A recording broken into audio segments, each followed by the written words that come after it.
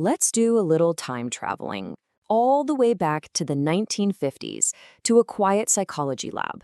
Because something that happened in that room reveals a powerful, maybe even a little uncomfortable truth about human nature and about you. Okay, let's start with a simple test. Take a look at these two cards. On the left, one line. On the right, three lines, A, B, and C. The question is simple. Which line on the right matches the line on the left? The answer is pretty obvious, right? It's C.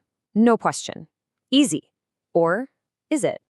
All right, now put yourself in the scene. You're in that lab, you volunteered for what they're calling a visual perception test. Seems harmless enough. You're just sitting around a table with a few other students, all ready to go. So the rules are super simple. The researcher holds up a pair of cards, just like the ones you just saw. And then, one by one, each person at the table just says their answer out loud.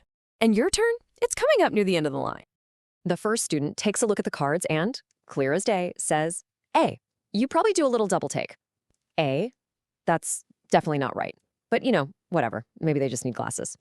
Then it's the next person's turn. They barely even glance at the cards before saying, yeah, I agree, it's A. Okay, now this is getting a little weird. That's two people in a row who've given the same, obviously wrong answer. And then it just keeps going. The third person says A. The fourth says A. The fifth, one after another. The entire room is giving an answer that your own eyes are screaming is wrong. You can feel that uncomfortable pressure starting to build in your chest. And then silence.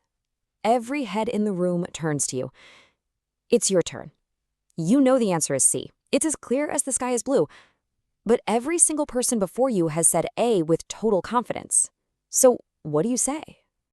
And that right there, that's the whole conflict, isn't it?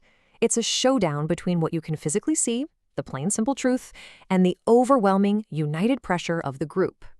So what on earth was really going on here? Well, as you've probably figured out by now, this was never, ever a test of eyesight. It was a test of something much, much deeper. It was all about this powerful psychological force called conformity.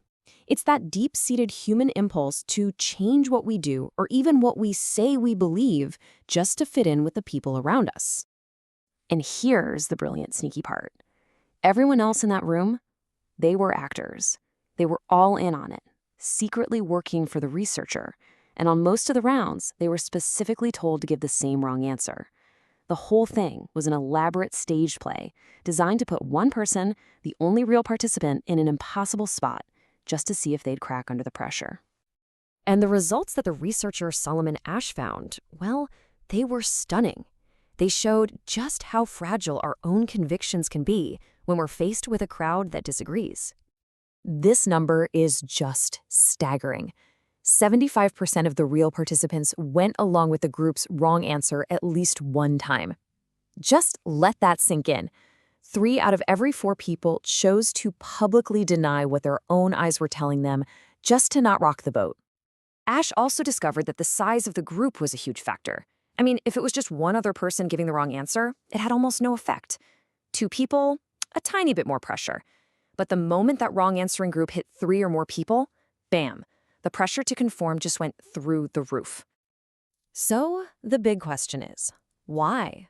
Why did they do it?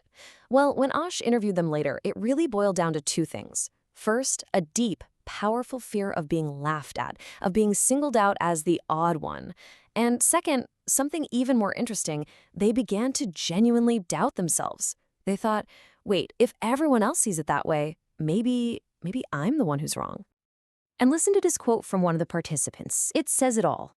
The social anxiety of just being different was for so many more powerful than the simple truth sitting right in front of their faces. But, and this is really important, the story does not end there, with everyone just caving the pressure. Because the experiment also found a crack in the armor, a surprisingly simple way to break the spell. So go back to that room in your mind. The whole group is saying, but this time, what if you weren't totally alone? What changes if just one other person in that room has the courage to speak the truth? The difference was like night and day. When Asch added just one other person who gave the correct answer, conformity just collapsed. The rates of caving to the group plummeted all the way down to about 5%.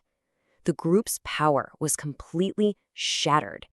And that's the beautiful takeaway here. You don't need a whole army to stand up to a crowd. All it takes is one ally. Just one other voice is enough to validate your own perspective and give you the courage you need to trust yourself.